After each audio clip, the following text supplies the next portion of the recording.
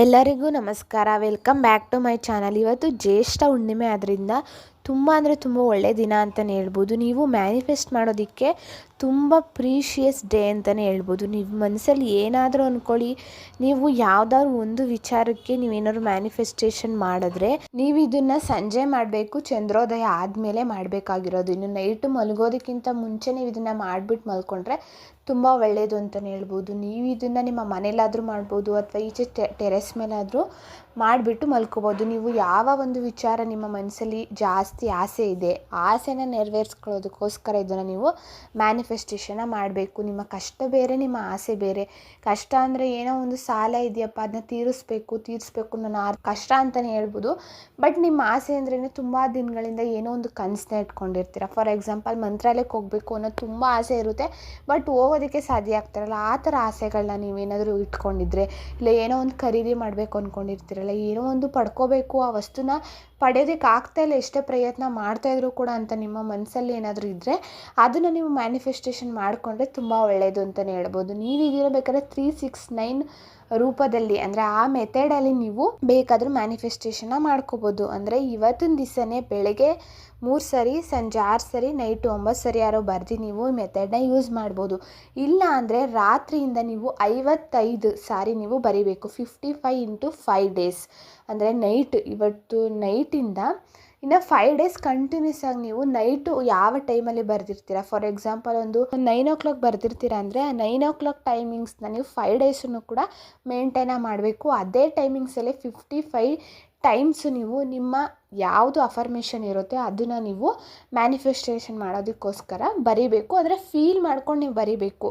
ಇವಾಗ ಏನೋ ಒಂದು ನಿಮಗೆ ಸಿಗ್ತಾ ಇದೆ ವಸ್ತು ಅಂತಂದರೆ, ಆ ವಸ್ತು ಸಿಕ್ಕಿದಾಗ ನೀವು ಯಾವ ರೀತಿ ತುಂಬ ಆನಂದವಾಗಿರ್ತೀರ, ಸೆಲೆಬ್ರೇಷನ್ನ ಮಾಡ್ತೀರಾ, ಆ ರೀತಿ ನೀವು ನಂಗೆ ಸಿಕ್ಕಿದೆಯಪ್ಪ, ಫೈನಲಿ ನಾನು ಅದನ್ನ ಪಡ್ಕೊಂಡಿದ್ದೀನಿ ಅನ್ನೋ ಮನೋಭಾವನೆಯಿಂದ ನೀವು ಬರೀಬೇಕು ಅದನ್ನು, ಅಫರ್ಮೇಷನ್ನ. ಇನ್ನು ಬರೆದಿದ್ದಾದಮೇಲೆ ಒಂದು ಬಿಳಿ ಹಾಳೆನ ತೆಗೆದುಕೊಳ್ಬೇಕು, ನಿಮ್ಮ ನೇಮ್ ಹಾಕಬೇಕು, ಮತ್ತು ನೀವು ಯಾವ ಮೆಥಡಲ್ಲಿ ನೀವು ಬರೀತೀರಾ, 55 × 5 ಮೆಥಡಲ್ಲಿ ಬರೀತೀರಾ, 369 ಮೆಥಡಲ್ಲಿ ಬರೀತೀರಾ, ಇಲ್ಲ ಎರಡೂ ಬೇಡ, ಓನ್ಲಿ ಇವತ್ತು ಮಾತ್ರ ನಾನು ಈ ಮೆಥಡನ್ನ ಯೂಸ್ ಮಾಡ್ತೀನಿ, ಇವತ್ತು ಮಾತ್ರ ನಾನು ಮ್ಯಾನಿಫೆಸ್ಟೇಷನ್ನ ಮಾಡ್ತೀನಿ ಅಂತ ಏನಾದ್ರು ನೀವು ಅಂದ್ಕೊಂಡ್ರೆ, ಇವತ್ತು ಯಾವುದು ಜ್ಯೇಷ್ಠ ಹುಣ್ಣಿಮೆ ಮ್ಯಾನಿಫೆಸ್ಟೇಷನ್ ಮಾಡ್ತಾಯಿದ್ದೀನಿ ಮತ್ತು ಯಾವ ಡೇಟು ಯಾವ ಟೈಮಿಂಗ್ಸಲ್ಲಿ ಮಾಡ್ತಾಯಿದ್ದೀರಾ ಅನ್ನೋದನ್ನ ಮೆನ್ಷನ್ನ ಮಾಡಬೇಕು. ಆನಂತರ ನಿಮ್ಮ ಮ್ಯಾನಿಫೆಸ್ಟೇಷನ್ದು ಅಫರ್ಮೇಷನ್ನ ನೀವು ಬರೀಬೇಕಾಗುತ್ತೆ. ನಿಮ್ಮ ಆಸೆ ಏನಿರುತ್ತೆ ಒಂದು ವಿಚಾರ ಬರೆದ್ರೆ ತುಂಬ ಉತ್ತಮ ಅಂತ ಹೇಳ್ಬೋದು.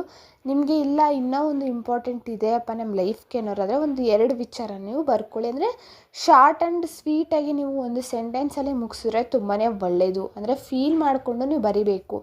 ಅದು ಬರೆದಿದ್ದಾದಮೇಲೆ ನೆಕ್ಸ್ಟ್ ಏನು ಮಾಡಬೇಕು, ಒಂದು ಗಾಜಿಂದು ಲೋಟ ಅಥವಾ ಬಾಟಲನ್ನ ತೆಗೆದುಕೊಳ್ಬೇಕು. ಅದಕ್ಕೆ ಫ್ರೆಶ್ ಆಗಿರೋ ಅಂಥ ನೀರನ್ನ ತುಂಬ್ಕೋಬೇಕು ನೀವು.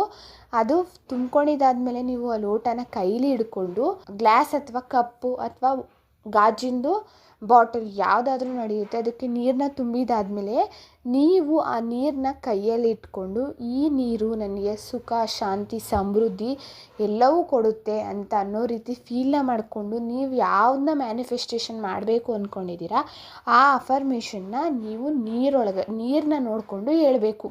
ಅಂದರೆ ಫೀಲ್ ಮಾಡಬೇಕು, ಈ ನೀರು ನನಗೆ ಅದನ್ನ ನೆರವೇರಿಸುತ್ತೆ ಅನ್ನೋ ನಂಬಿಕೆನ ನೀವು ಇಟ್ಕೊಂಡು ನೀವು ಇದನ್ನು ಫೀಲ್ ಮಾಡಿ ಹೇಳಬೇಕು. ನಂಬಿದರೆ ಮಾತ್ರ ಈ ಮ್ಯಾನಿಫೆಸ್ಟೇಷನ್ ವರ್ಕ್ ಆಗೋವಂಥದ್ದು. ಇನ್ನು ಲೋಟದಲ್ಲಿರೋವಂಥ ನೀರನ್ನ ಮತ್ತು ಈ ಹಾಳೆ ಮೇಲೆ ನೀರನ್ನ ಇಡಬೇಕು. ಹಾಳೆ ಮೇಲೆ ನೀರನ್ನ ಇಟ್ಬಿಟ್ಟು ಎಲ್ಲಿ ಚಂದ್ರನದು ಬೆಳಕು ಬೀಳುತ್ತೋ, ಟೆರೆಸ್ ಮೇಲೋ ಅಥವಾ ಕಿಟಕಿ ಹತ್ರನೋ, ನಿಮ್ಮ ಮನೆಯಲ್ಲಿ ಯಾವ ಕಡೆ ಬೀಳುತ್ತೋ ಆ ಕಡೆ ನೀವು ಪೇಜ್ ಮೇಲೆ ಈ ಲೋಟನ ಇಟ್ಬಿಟ್ಟು ಅವತ್ತು ನೈಟ್ ಫುಲ್ಲು ನೀವು ಅದನ್ನ ಬಿಟ್ಬಿಡ್ಬೇಕು ಅಲ್ಲೇ. ನೆಕ್ಸ್ಟು ಮಾರನೇ ದಿನ ಎತ್ತಿ ಅದನ್ನು ನೀರನ್ನ ಒಂದು ಲೋಟ ಪೂರ್ತಿ ನೀರನ್ನ ನಿಮ್ಮ ಮನೆಯವರೆಲ್ಲ ಸೇರಿ ಬೇಕಾದರೂ ನೀವು ಕುಡಿಯಬೋದು ಅಥವಾ ನೀವೇ ಕುಡಿದ್ರೂ ಒಳ್ಳೆಯದು. ಅದನ್ನ ನೀವು ಫೀಲ್ ಮಾಡಿ ಆಗುತ್ತೆ ಅನ್ನೋ ನಂಬಿಕೆಯಲ್ಲಿ ನೀವು ಪಾಸಿಟಿವ್ ಆಗಿ ಆ ನೀರನ್ನ ಕುಡಿದ್ಬಿಟ್ಟು ಲೆಟರಲ್ಲಿ ಬರೆದಿರ್ತೀರಲ್ವ ಅಫರ್ಮೇಷನ್ನ, ಅದು ಆಗುತ್ತೆ ಅನ್ನೋ ನಂಬಿಕೆಯಿಂದ ನೀವು ಅದನ್ನು ಬೇಕಾದ್ರೆ ಬರ್ನ ಮಾಡ್ಬೋದು. ಬರ್ನ ಮಾಡೋಕ್ಕಾಗಿಲ್ಲ ಅಂದರೆ ಯಾವುದಾದ್ರೂ ಗಿಡದ ಮಣ್ಣಿರುತ್ತಲ್ಲ ಬುಡಕ್ಕಾದ್ರು ನೀವು ಅದನ್ನು ಊದ್ಬಿಡ್ಬೋದು. ಅದ್ರ ಮೇಲೆ ನೀರನ್ನ ಹಾಕ್ಬಿಟ್ರೆ ನಡೆಯುತ್ತೆ. ಕಂಪ್ಲೀಟ್ ಆಗೋವರೆಗೂ ಬೇಕಾದ್ರೆ ನೀವು ಅದನ್ನು ನಿಮ್ಮ ಪಾಕೆಟಲ್ಲಾದ್ರೂ ಇಟ್ಕೋಬೋದು ಅಥವಾ ನೀವು ಎಲ್ಲಿ ಸೇಫು ಲಾಕರ್ ಅಂತ ಇರುತ್ತೋ ಅಲ್ಲಿ ನೀವು ಅದನ್ನು ಮಾಡ್ಬೋದು. ನೀವು ಅಂದ್ಕೊಂಡಿರೋ ಮ್ಯಾನಿಫೆಸ್ಟೇಷನು ವರ್ಕ್ ಆದಮೇಲೆ ಅದು ಸಾಧ್ಯ ಆದಮೇಲೆ ಬೇಕಾದ್ರೆ ಅದನ್ನ ನೀವು ಬರ್ನಾರು ಮಾಡಿ, ಇಲ್ಲ ಗಿಡಕ್ಕಾದರೂ ನೀವು ಮಣ್ಣಲ್ಲಾರು ಊತಿ ಇಟ್ಬಿಡಿ. ಇದಿಷ್ಟು ಕೆಲಸನ ನೀವು ಇವತ್ತು ಮಾಡಿ. ತುಂಬ ಶ್ರೇಷ್ಠವಾಗಿರುವಂಥ ಜ್ಯೇಷ್ಠ ಹುಣ್ಣಿಮೆ. ಅದರಿಂದ ಚಂದ್ರನ ಕಿರಣದಿಂದ ತುಂಬ ಅಂದರೆ ತುಂಬ ಒಳ್ಳೆಯದಾಗಿರೋವಂಥ ನಮಗೆ ಪ್ರತಿಫಲನ ನೀಡ್ತಾರೆ. ಮತ್ತು ಸಾಧ್ಯ ಆದರೆ ನೀವು ಚಂದ್ರನಿಗೆ ನೀರನ್ನ ಅರ್ಪಣೆ ಮಾಡಿ ನೈಟು ನೀವು ಅಫರ್ಮೇಷನ್ ಆಗೋದಕ್ಕಿಂತ ಮುಂಚೆ ಒಂದು ತಾಮ್ರದ ಬಟ್ಲಲ್ಲಿ ನೀರನ್ನ ತೆಗೆದುಕೊಂಡು ಚಂದ್ರನ ನೋಡಿಕೊಂಡು ಆ ನೀರನ್ನ ನೀವು ನೀಡಬೇಕಾಗುತ್ತೆ. ಆಮೇಲೆ ಪ್ರಾರ್ಥನೆನ ಮಾಡಿ ಅಫರ್ಮೇಷನ್ನು ವರ್ಕ್ ಆಗೋ ರೀತಿ ಯೂನಿವರ್ಸ್ಗೆ ನೀವು ತಿಳಿಸ್ಬಿಟ್ಟು ನೀವು ಈ ಕೆಲಸನ ಮಾಡಿ ಅಂತಲೇ ಹೇಳ್ಬೋದು. ಇದಿಷ್ಟು ಕೆಲಸ ಆದಮೇಲೆ ಇವತ್ತು ಹುಣ್ಣಿಮೆ ಆಗಿರೋದ್ರಿಂದ ನಿಮ್ಮ ಮನೇಲಿ ಯಾರಾದ್ರು ಸತ್ಯನಾರಾಯಣ ಪೂಜೆ ಮಾಡಿಸ್ಬೋದು, ಅಥವಾ ರಾಯರ ಮಠಕ್ಕೆ ಹೋಗಿ ನೀವು ದೀಪ ಹಚ್ಬಿಟ್ಟು ಬರ್ಬೋದು, ತುಂಬಾ ಒಳ್ಳೆಯದು. ಇನ್ನು ನೀವು ಏನೇನು ಮಾಡಬೇಕು ಅಂದ್ಕೊಂಡಿರ್ತೀರ ಇವತ್ತಿನ ದಿವಸ ಹೊಸ ಕೆಲಸಗಳನ್ನ ಸ್ಟಾರ್ಟ್ನ ಮಾಡಿ ದೇವರಲ್ಲಿ ಪ್ರಾರ್ಥನೆನ ಮಾಡಿ ಶುರು ಮಾಡಿ ಅಂತಲೇ ಹೇಳ್ಬೋದು.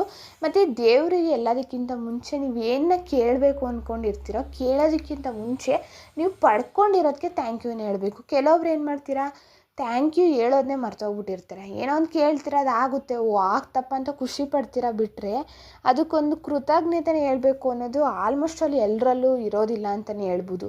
ಇಲ್ಲ ಮರ್ತೋಗ್ಬಿಟ್ಟಿರ್ತೀವೋ ಅಥವಾ ಹೇಳ್ಬೇಕು ಅನ್ನೋದು ನಮ್ಮ ಮೈಂಡಲ್ಲೇ ಬರಲ್ವೋ, ಅಯ್ಯೋ ಏನು ದೇವ್ರಿಗೆ ಥ್ಯಾಂಕ್ಸ್ ಹೇಳಬೇಕಾ, ನಾವು ಪೂಜೆ ಮಾಡಿದ್ದೀವಿ ಕೊಟ್ಟಿದ್ದಾರೆ ಅನ್ನೋ ಹಮ್ಮಿಂದನೋ ಆ ಥರ ಎಲ್ಲ ದಯವಿಟ್ಟು ಮಾಡೋದಕ್ಕೆ ಹೋಗ್ಬಿಡಿ. ಮೊದಲಿಗೆ ನೀವು ಏನನ್ನ ಪಡ್ಕೊಂಡಿದ್ದೀರಾ ನಿಮ್ಮ ಲೈಫಲ್ಲಿ, ಏನು ಪಡ್ಕೊಂಡೇ ಇಲ್ಲಪ್ಪ ನಾವು, ನಾನು ಕೇಳಿದ್ದು ಏನೂ ಆಗಿಲ್ಲ ಅಂತೀರಾ. ಏನಕ್ಕಾಗಿಲ್ಲ, ನಿಮಗೆ ಇರೋದಕ್ಕಂತೂ ಒಂದು ಮನೆ ಕೊಟ್ಟಿದ್ದಾರೆ, ಊಟ ಮಾಡೋದಕ್ಕೆ ಅನ್ನ ಸಿಗ್ತೇ ಇದೆ. ಇನ್ನು ನಿಮ್ಮ ಲೈಫಲ್ಲಿ ತಕ್ಕ ಮಟ್ಟಗಾರು ನೀವೇನೋ ಶ್ರೀಮಂತರಾಗ್ಬಿಟ್ಟಿದ್ದೀರ ಅಂತಾರೆ, ತಕ್ಕ ಮಟ್ಟಿಗೆ 4 ಜನರ ಜೊತೆ ಯಾವ ರೀತಿ ನಾವು ಜೀವನನ ನಡೆಸ್ಬೋದು ಆ ರೀತಿ ನಡೆಸೋವಂಥ ಕೆಪಾಸಿಟಿನ ದೇವರು ನಮ್ಗೆ ಕೊಟ್ಟಿದ್ದಾರೆ. ನಮ್ಮ ಲೈಫಲ್ಲಿ ತುಂಬ ಕಷ್ಟ ಇದೆ ಅಂತ ಹೇಳ್ತೀರಾ ಎಲ್ರೂ. ಕಷ್ಟ ಇದೆ ಅಂತ ಹೇಳಿದ್ರೆ ಕಷ್ಟನ ತಡ್ಕೊಳ್ಳೋವಂಥ ಶಕ್ತಿ ನಿಮ್ಗೆ ಕೊಟ್ಟಿದ್ದಾನಲ್ವ ಭಗವಂತ. ಸುಮ್ಮನೆ ಕಷ್ಟ ತಡ್ಕೊಳ್ಳೋದಕ್ಕೆ ಸಾಧ್ಯ ಇಲ್ಲ ಎಲ್ರಿಗೂ ಕೂಡ. ಆ ಕಷ್ಟ ತಡೀತಿದ್ದೀರಾ ಅಂದರೆ ಮುಂದೊಂದು ದಿನ ಒಳ್ಳೇದು ಮಾಡೋದಕ್ಕೆ ಕಷ್ಟನೆಲ್ಲ ಕೊಟ್ಟಿರೋ ಆ ಶಕ್ತಿಗೂ ಕೂಡ ನೀವು ಕೃತಜ್ಞತೆ ಹೇಳ್ಬೇಕಲ್ವ. ರಾಯರಿಗೆ ಅಂತಲ್ಲ, ನಿಮ್ಮ ಇಷ್ಟದೈವ ಯಾರೇ ಆಗಿರ್ಬೋದು, ನೀವು ಮೊದಲಿಗೆ ನೀವು ಕೃತಜ್ಞತೆನ ಸಲ್ಲಿಸ್ಬೇಕು. ಅದೇ ರೀತಿ ನೀವು ಯೂನಿವರ್ಸ್ಗೆ, ಬ್ರಹ್ಮಾಂಡಕ್ಕೆ ನೀವು ಥ್ಯಾಂಕ್ ಯು ಅಂತ ನೀವು ಒಂದು ನಿಮಿಷ ನಿಮ್ಮ ಲೈಫ್ನ ನೆನೆಸ್ಕೊಂಡು ನೀವು ಎಲ್ಲದಕ್ಕೂ ಕೂಡ ಧನ್ಯವಾದನ ತಿಳಿಸಿ ಆ ನಂತರ ನೀವು ಈ ಮ್ಯಾನಿಫೆಸ್ಟೇಷನ್ನ ಮಾಡೋದ್ರಿಂದ ನೀವು ಅಂದ್ಕೊಂಡಿರೋದು ಪಕ್ಕ 100% ವರ್ಕೌಟ್ ಆಗೇ ಆಗುತ್ತೆ. ಅಂದರೆ 100% ನಂಬಿಕೆ ಇಟ್ಟು ಮಾಡಬೇಕು, ಆಗುತ್ತೋ ಇಲ್ವೋ ಅಥವಾ ಅವ್ರು ಯಾರೇ ಹೇಳಿದ್ರು ಮಾಡೋಣ ಅಂತ ಸುಮ್ಮನೆ ಕಾಟಾಚಾರಕ್ಕೆ ಬರೆಯೋದಲ್ಲ. ನೀವು ಫೀಲ್ ಮಾಡಿ ಬರೀಬೇಕು ಫ್ಯೂಚರ್ಗೆ.